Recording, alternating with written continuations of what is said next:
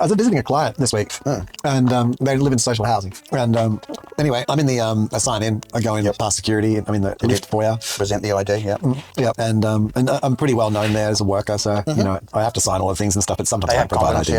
I've provided it so many times. Usually, if there's someone new there, I always make sure I provide it so that they don't have to be distressed. And so I cruise on in to lift foyer, and then the security door's closed, ding, I'm waiting. And then these two, like, fully, what seem to be really high, like tripping. They're like, no, they're icing or something like that, you know what I mean? Yeah. Dialed. Rock on in. And so one of them's really, he's actually quite sweating and stuff, and like, you know, he's the shakes going. Yeah, he's really got something going on. It's a bit of a, one of them's got a bit of a sausage and a bit of bread or something like that, you know what I mean? Oh, snack, audible snack, Yeah, it must have been going past wherever, because that happened for the next people as well. And anyway, and they're kind of being a bit like, oh yeah, we'll go upstairs, man. Yeah, it'd be cool, man. Yeah, good to, yeah. And the sort of this tall guy has got these sort of black, sort of ringlety hair, and like, and he was acting pretty high too. But contextually, I realised also he was a bit weird. Like I didn't feel real safe next to him. Oh, it's giving off a vibe. Yeah, and it wasn't because he was high specifically. There was something about the way that he was high. That didn't seem quite right to me. Felt wrong. Like maybe artificially, possibly, rather than just chemically. You know? Yeah, some weird. Anyway, and then there was this Asian woman there, and she was not feeling real safe as well. So she leaves and cleans up the stairwell because it's not a real safe environment. And then the other guy, then these two guys are like, oh, we should go up there too. Like, wait, yeah, we got to get up to the thing. And so they sort of, and actually it was interesting because then the guy who had the longer hair, he went into the stairwell first, even though he was the one that was being taken somewhere. Like he kind of like, and then he held them up in the stairwell until she got like a floor or two up. Like it was kind of strange, you know. I thought, okay, give it a bit of space so she doesn't feel like she's about to be raped or something like that. You know what I mean? And so yeah, then I thought, oh, that's very polite for a bunch of two fair fucking ice junkies. Wow, fair enough. Fair enough. So I'm just chilling, still waiting for the lift, and then in come two indigenous folk. No, just what people are. Just what's that's all. And so the lady's sure way she's got like also sausage and bread. So there's obviously some sort of sausage.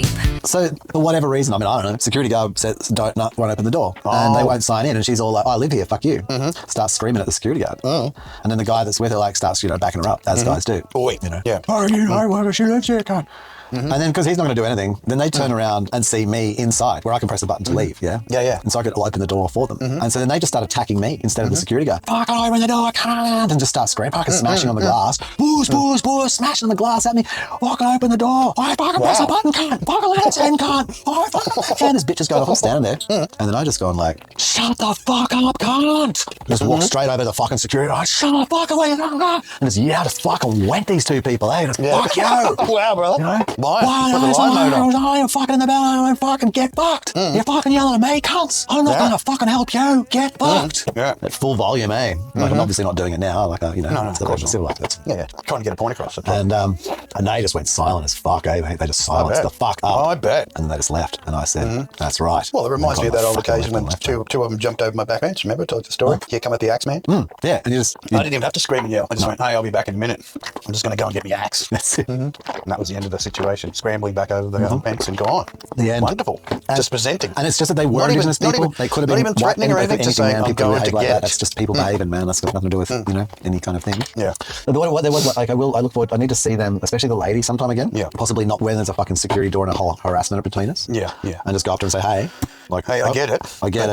The way you approached it was you weren't going to come in. No one was going to let you in with that attitude, even if you do live here. Yeah, well, I know, actually, I have a suspicion she does, but regardless, if I let them in, do you know who wouldn't be let in? Me. That's right. Because I would lose my trust value. That's right. I would trade my trust value for your bad manners. Because if the security guard said no and then I overrule the security guard, you're breaking up super bad, man. So, damn straight. Oh, am I? Sorry, I put my hand over the mic just to, I was coughing. That's quite digital, I wonder. Anyway, is it? Yeah. So that's only the half story finished. The story continues. Keep delivering, brother. So I go upstairs, right? And then there's like, trolley in the hallway and vomit. The huge. Shit. Yeah, the huge. Yeah, the huge. Get used to that stuff in public housing. Yeah, bit of a scene. So it's like public hospitals. A bit of blood here, something falling off over there. Oh, yeah, it is, man. And so then I go in and I cruise through and I'm just like, yeah, right, this is pretty interesting. Already got some colour to the experience. And then what happens is, I come around the corner.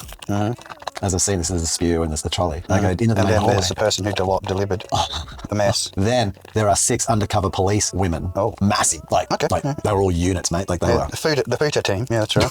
There was serious business going down. They were weapons. Like they were selected intentionally for their body types. You know what I mean? Like they were tanks. What's the other name for them? Torches. That's it. I know what that is. So the hallway is just a complete scene. Yeah. And that's all unfolded like literally in the last couple of minutes. Like you can just tell. Yeah. It was gradual, and then it got up to that's it. Yeah, I don't know where they all came from. Like my client, like it happened. Battle of the Hefties. My client who was at the end of the hall. Heifers, My client at the end of the hallway. They had they didn't even know. That's how sudden. Unaware. Yeah. Okay. Like this was like literally like, so in the hallway was the dude who was going up the stairs. Yeah. That I was feeling a bit suspect. And he was like just sitting quietly up against the wall with his hands against the wall, but just sitting there. Yeah. Took a dive. And then there's things strewn across all the ground. There's like, and then there's like the 5 things with guns, and this dude, his doors open, and all sorts of fucking shit's going down. It's amazing. Like I think about it, right? And I think about it like think about it right now, like out the front of your like the front door, not across the road. Yeah. And even more realistically, it's sort of like it's so it's that close. Like it literally, like imagine like it was outside your bedroom window. You know what I mean? And you had no other way out of the house. Like you had to go through that. Like you couldn't get out of any other way. Yeah. So fucking chaos, man. Anyway, the guy, right? This. So I come back out to check on things and stuff later on. Down the life of a junkie. Yeah. Down the life of a junkie. Yeah, and then the dude who had first mentioned with the darker hair, he was gone. And then a whole range of other things I saw. Use like the state-sponsored criminal behaviour of police. You know, as they were taking out evidence, quote unquote, and then laughing and like jumping on the electric bike and having a spin around in the forecourt. Police still shit.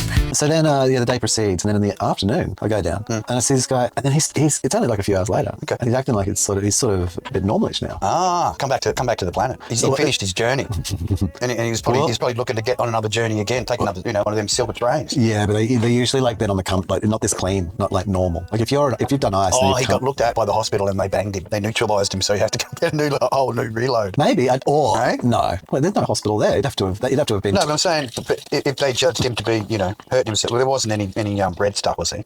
No, nothing. Man, the guy must have like literally. They walked up the stairs. Like they went up the stairs like 5 minutes before me. As I then had an altercation waiting for a fucking. And the 40, how many were there? Like 6 police officers and like the 60 of them. Yes, 60 versus 1. I mean, they're good numbers, mate. Yeah, and all guns and guns 60 to 1. Who's going to win? Imagine like as you're like walking past, like you're just in your corridor. We're stepping into that Harambe territory. The 1-8 versus 100 men. Like if I just stepped out of my bedroom right now where I'm recording, and there was 60 people there, you'd be shitting yourself with guns drawn and shit. You'd be shitting yourself. I just walked past and said, "Oh, hi, how you doing? Yeah, no worries. Yeah, just going up the end here to my client. Yeah, that's it. Got business up there. No, no worries. You do your business, I'll be doing my business. Yeah, that's how I took it. I didn't even nothing, man. I just stepped over the evidence kits. You're employed to be there. That's it. I just stepped straight over the evidence kits. I didn't give a fuck. Like, when I said I didn't give a fuck, I didn't harm the situation. Yes, you didn't interrupt their No. which is good. No, I'm not here to. I'm just moving through. And there was clearly a whole witness situation. But like as I went past, when I saw the dude, I was like, I witnessed and knew that what was happening was appropriate. That's right. And continued 60 on. were It wasn't like skateboard guy who was just as chilling part of the service. and maybe That's right. jumped a stile or something. Kind Who and knows? courteous. This guy was